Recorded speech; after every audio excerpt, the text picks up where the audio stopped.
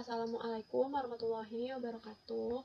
Perkenalkan, saya Desi Nurjana dengan NIM 100112820250508. Di sini saya akan melakukan tutorial analisis data dari data sekunder, yakni dari data survei demografi dan kesehatan Indonesia tahun 2017. Adapun video tutorial ini dibuat untuk memenuhi nilai dari ujian akhir semester mata kuliah manajemen dan analisis data peminatan epidemiologi. Oke, langsung saja ke tutorial. Pertama kita harus menyiapkan terlebih dahulu datasetnya, dataset dari SDKI. Lalu langkah pertama yang dapat kita lakukan adalah dengan melakukan pembobotan, yakni kita klik transform, lalu compute variable kita klik. Nah, dalam aturan ini pembobotan ini kita bagi 1 juta. Oke, jadi yang variabel yang kita lakukan pembobotan ini di variabel Lowest individual sample weight. Ini kayak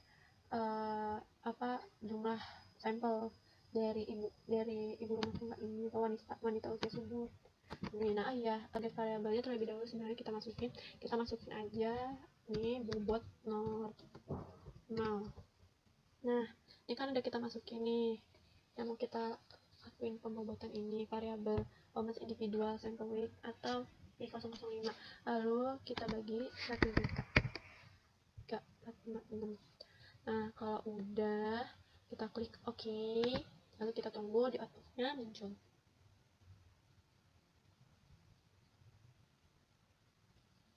Udah muncul dari tadi. Lalu selanjutnya kita membuat plan untuk analisis pembobotan atau set plan, yakni dengan kita mengklik analyze, lalu kita klik complex sample, lalu kita klik prepare for analysis. Nah, di sini kita klik browse, kita pilih kita mau simpan di mana filenya ini. Kita pilih aja, kita klik aja browse. Nah, ini mau aku simpan di documents. Oke, ini documents. Nah, dah kita kasih nama bobot latihan 3D. Oke. Nah, ini ya udah muncul sini, terus kita klik next aja. Nah, di bagian preparation ini di design variabelnya, di stratanya kita masukin variabel P024 atau province. Ini kita cari aja nih P024. Ini ada province tapi ini 101 bukan 024. Nih ini data. Lalu clustersnya ada kita masuk.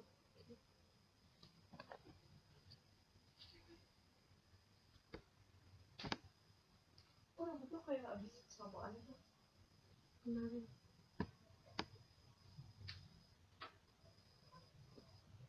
Clustersnya primary sampling unit atau P021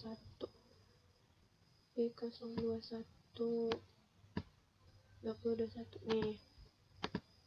Lalu sample weight-nya kita masukin bobot normal variabel baru yang tadi kita buat. Udah, kita klik next, finish. Nah, kita klik aja finish. Nah, nih udah aja ya di output. Lalu berikutnya kita melakukan frekuensian. Ini di sini klik aja analyze complex sample, lalu frekuensi ini, dan ini continue aja ya. Nah, di frekuensi ini kita mau meneliti variabel dari jenis tempat tinggal, jenis pemukiman tempat tinggal, yakni di P025. Nih, kita lihat aja P025. Type of place resident. Nih, kita masukin. Dah. Lalu nih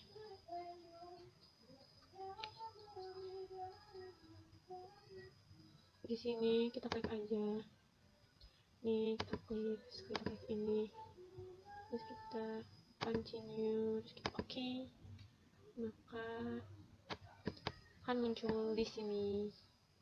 Nah, dari sini kita dapatkan hasil bahwa responden paling banyak bertempat tinggal di wilayah pedesaan, yaitu sebesar 52,7%.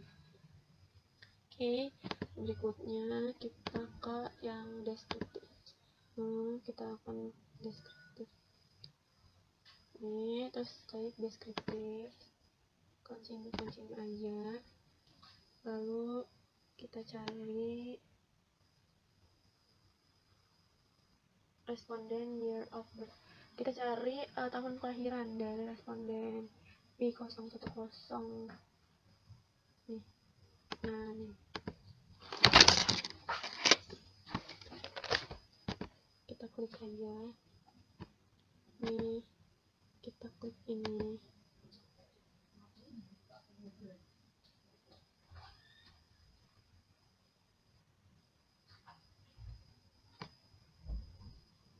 Satu dua tiga satunya yang daerah continue. Oke.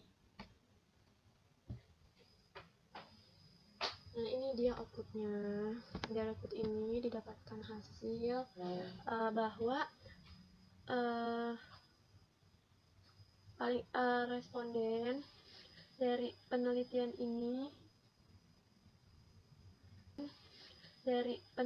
ini paling banyak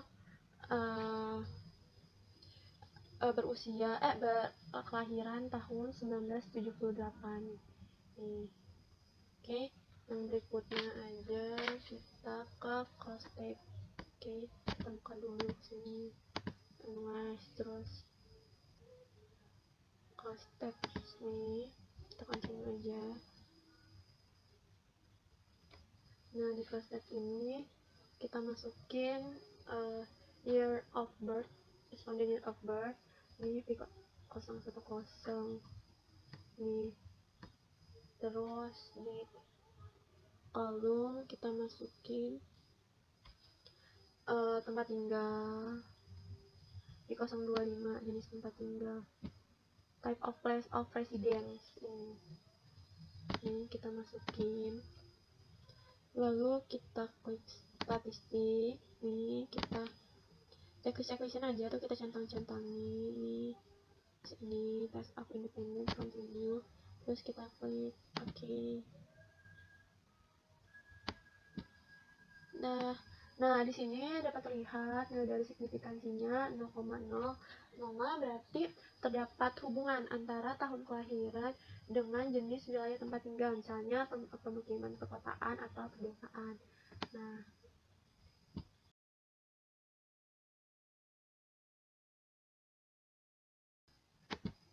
kita klik analyze, lalu kita klik compare sample.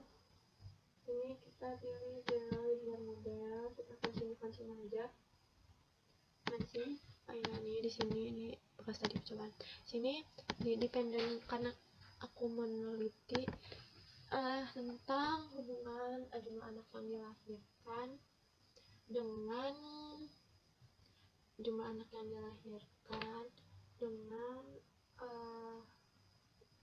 nomor jumlah anak yang ada di rumah, juga tahun kelahiran. Oke, di dependent ini kita di 201 atau total anak yang dilahirkan di 201.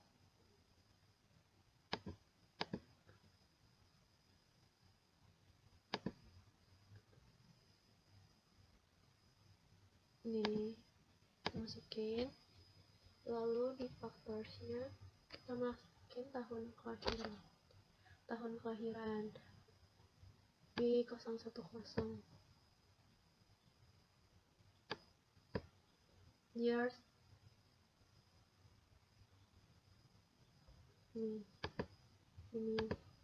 Lalu di covariance-nya kita masukin jumlah anak dalam rumah tangga dan number of household di 136.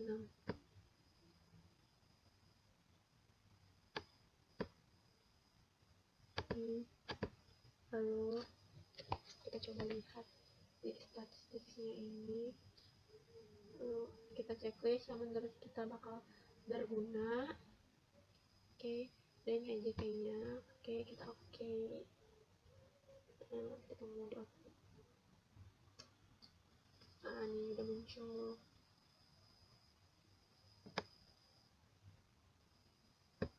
Oke, nah ini di sini dapat dilihat.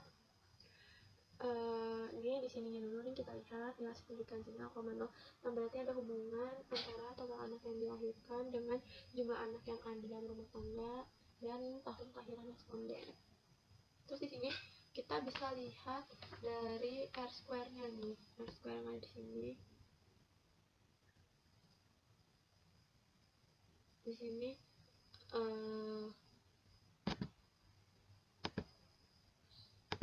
sini dapat kita lihat nih modal samarin yang R square-nya ini 0,338. Kita dapatkan interpretasi bahwa artinya model regresi dapat menjelaskan pengaruh tahun kelahiran dan jumlah anggota keluarga terhadap jumlah anak yang dilahirkan, yakni sebesar nih 0,338, kita kali 100% aja, jadi 33,8%. Jadi sisanya dijelaskan oleh faktor lain di luar model. Oke.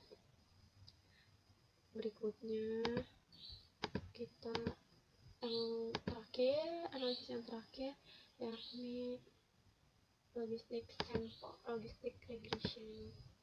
Oke, di dependennya kita masukkan pengetahuan ibu mengenai pertanyaan setelah melahirkan, apakah seorang wanita dapat hamil sebelum head lagi, ada di video 44.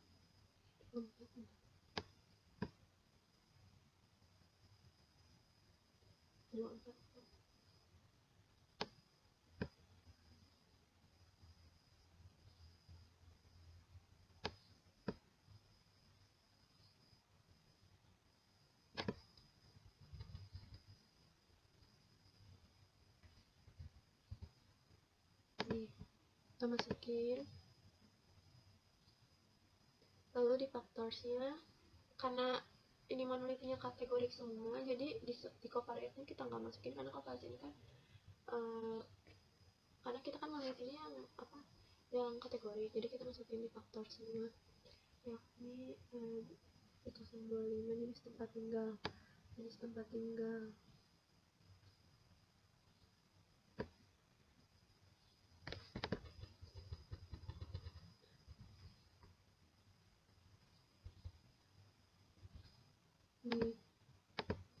Sama literasi. Nah, nih di sini literasi. Lalu di statistiknya kita klik classification, estimate, standard error, confidence interval. Saya kebutuhan aja, continue, lalu oke.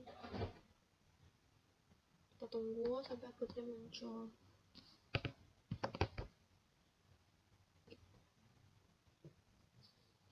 Oke, jadi ini sudah muncul.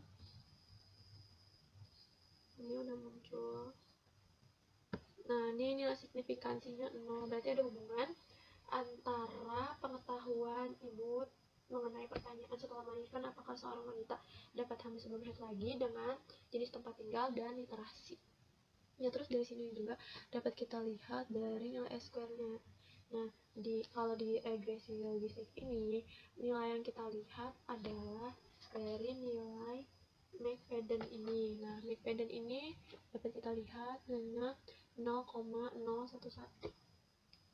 Nah, nilai yang fit itu berkisar dengan rentang 0,2 sampai 0,4. Karena di 0,01 berarti ini tidak fit, tidak terlalu fit atau tidak fit. Nah, terus dapat kita ambil interpretasi bahwa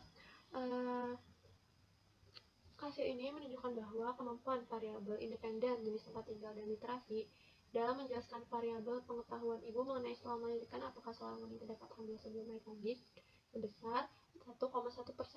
Ini 0,011 kita kali 100%, jadi 1,1%. misalnya dijelaskan oleh faktor lain di luar model. Oke. Begitu saja tutorial dari data sekunder dari saya. Lebih kurangnya dalam menjelaskan, mohon maaf juga jika ada kesalahan dan ada kesalahan dalam melakukan tutorial ini. Baik, saya cukup sampai di sini. Lebih kurangnya mohon maaf. Assalamualaikum warahmatullahi wabarakatuh.